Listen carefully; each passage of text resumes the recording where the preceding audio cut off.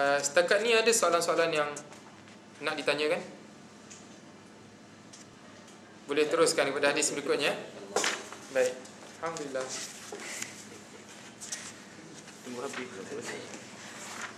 Baik, hadis yang kedua. Hadis tsani an Anas bin Malik radhiyallahu taala anhu qala كنا نسافر مع النبي صلى الله عليه وسلم فلم يعب الصائم على المفطر ولا المفطر على الصائم.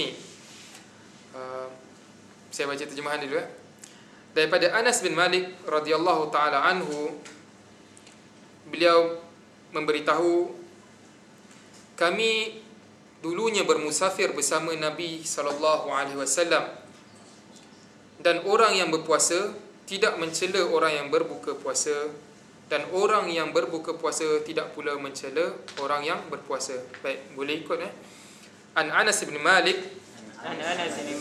radhiyallahu ta'ala anhu qala kunna nusafiru ma'an nabiy sallallahu alaihi wasallam falam ya'ib as-sa'imu 'ala al-muftir walal muftiru 'ala as-sha'im. Baik, hadis ni diriwayatkan sebagaimana saudara-saudari maklum, diriwayatkan oleh Al-Bukhari dan Muslim, dan begitu juga diriwayatkan oleh Abi Daud. Dalam hadis ni tidak disebut bahawa Rasulullah SAW melakukan safar ini ataupun perjalanan ini dalam bulan Ramadan. Ada tak disebut? Tak sebut kata Ramadan kan? Tetapi boleh difahami bahawa peristiwa ini berlaku dalam bulan Ramadan. Macam mana? Ya? Asbab wurud. Boleh juga. Tapi dalam hadis ni sendiri, mereka yang berpuasa tidak mencela orang yang berbuka, dan orang yang berbuka tidak mencela orang yang berpuasa. Menunjukkan bahawa ada kewajipan kat situ, dan ada rukhsah. Ada kewajipan dan ada rukhsah. Kewajipan yang asal, kewajipan berpuasa, tapi ada rukhsah. Disebabkan adanya rukhsah dan kewajipan, jelaslah bahawa hadis ini datang dalam bulan Ramadan, dalam musafir ataupun safar Rasulullah SAW yang berlaku pada bulan Ramadan. Baik, hadis ini juga merupakan satu dalil bagi orang yang mengharuskan mengambil dengan rukhsah, sama ada untuk berpuasa ataupun untuk tidak berpuasa. Jelas sekali. Dan di dalam hadis ini, apa yang penting dinyatakan ini ialah akhlak dalam berkhilaf. Akhlak dalam berkhilaf, bahawa masing-masing tahu hukum. Tak ada pula yang mengatakan, awak tak puasa ke tak kuat. Tak ada.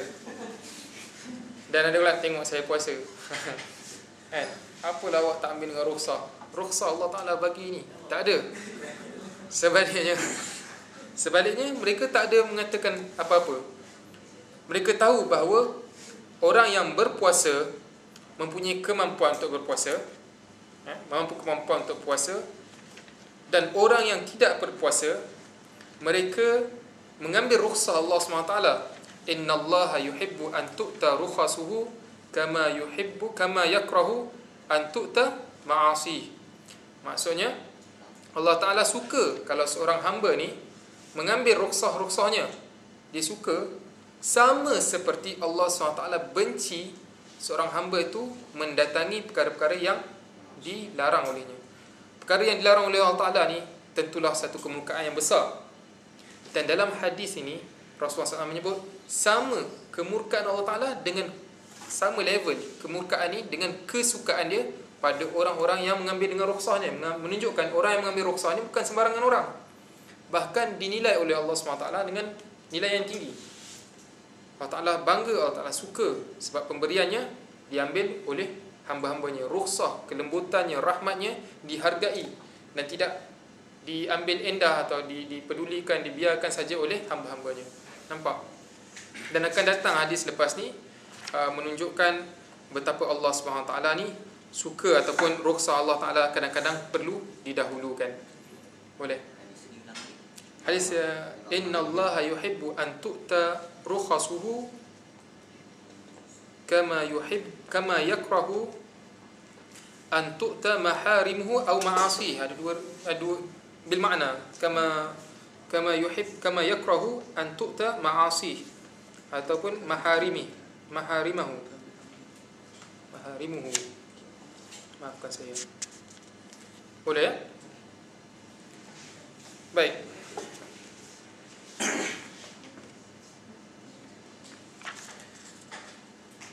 Hadis ini diriwayatkan oleh Anas bin Malik, dan ada satu lagi riwayat Abi Sa'id Al-Khudri radhiyallahu taala anhu. Di dalam riwayat ini secara jelas Abi Sa'id menyebut bahawa peristiwa ini berlaku dalam bulan Ramadan. Kunna naghzu ma'an Nabi sallallahu alaihi wasallam fi Ramadan. Kunna naghzu ataupun nakhruj ila ghazwi. Maafkan saya tak berapa ingat lafaznya, tapi di dalam riwayat Abi Sa'id Al-Khudri dia menyebut bahawa peristiwa ini ataupun hadis ini berlaku dalam bulan Ramadan, macam mana yang disebut oleh akh tadi, bahawa sabab urut hadis ataupun riwayat hadis menyebut, dalam riwayat yang lain menyebut bahawa peristiwa ini berlaku dalam bulan Ramadan. Baik. Dengan hadis ini juga telah orang yang mengatakan bahawa hukum berpuasa ataupun hukum untuk tidak berpuasa fadilatnya adalah sama. Jadi kan orang yang khilaf mana satu afdal, mana satu afdal, antara dalil mereka ialah hadis ni. Mereka mengatakan para sahabat tak kata apa pun, walau bagaimanapun akan datang dalam bab fadilat ni, saya akan sebut dalam hadis berikutnya tentang kaedah ataupun sedikit dawabit, perincian macam mana kita nak menentukan benda ni afdal ataupun tidak afdal. Memandangkan kita semua suka kelebihan. Siapa yang tak suka lebih? Semua ingin berlumba-lumba merebut kelebihan, baik ia kelebihan di dunia ataupun kelebihan di akhirat, semuanya berlumba-lumba. Kita akan sebut sikit macam mana nak tahu benda ni baik atau tak baik, mana yang kita nak dahulukan. Baik, ini hadis yang kedua. Ada apa-apa persoalan berkenaan hadis yang kedua setakat ni? Sangat jelas Alhamdulillah. Baik.